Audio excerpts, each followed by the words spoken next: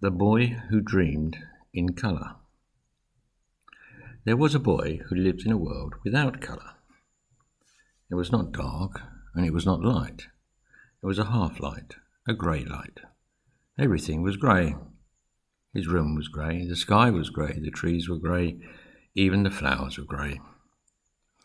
It wasn't a bad grey, it was just grey, and he was tired of the grey.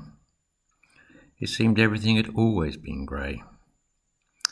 But there was a part of him, a little part of him, that seemed to know something other than grey. That there was, once upon a time, some kind of colour. Each day, when he opened the window and looked out into the grey garden, that part of him that seemed to know of colour would always hope to see it, somewhere in the garden. But each day the grey world just looked back, and that part of him that seemed to know of colour would hide at the sight of the grey, but it never really went away.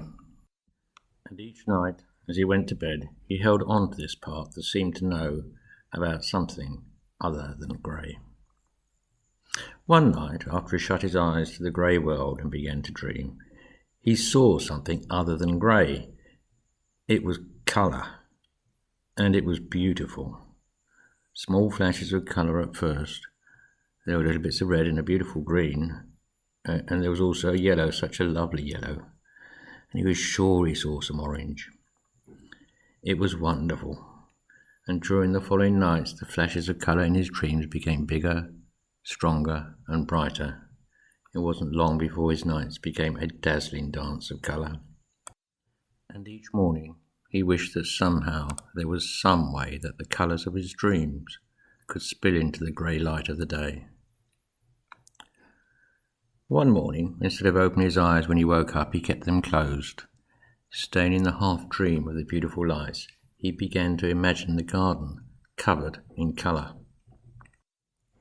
In his mind, he painted the flowers, the trees, the sky, and the sun with the beautiful colours of his dreams.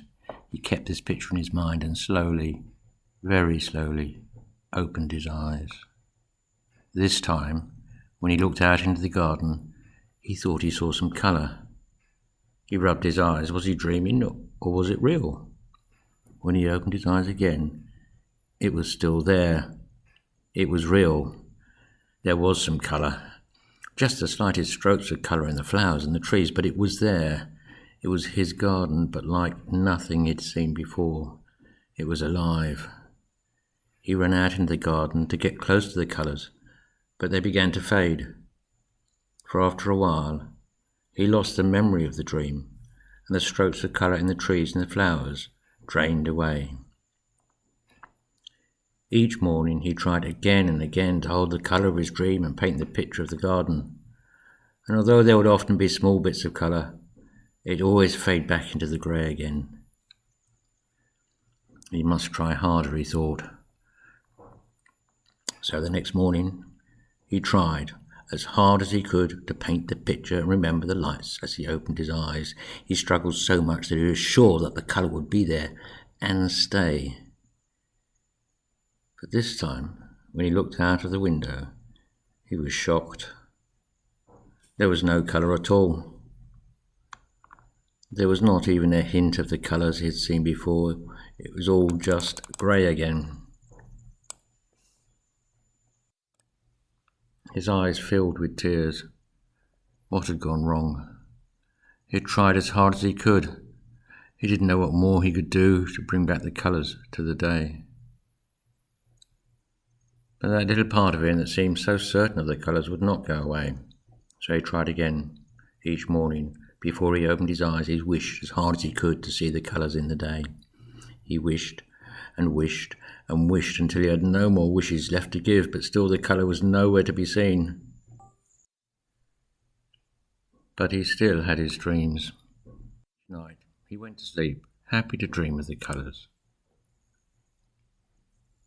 One morning, before he opened his eyes, while he was still just waking up and still surrounded by all the beautiful colours, he decided just to keep the feeling that he got from seeing the colours, regardless of the grey that was waiting for him.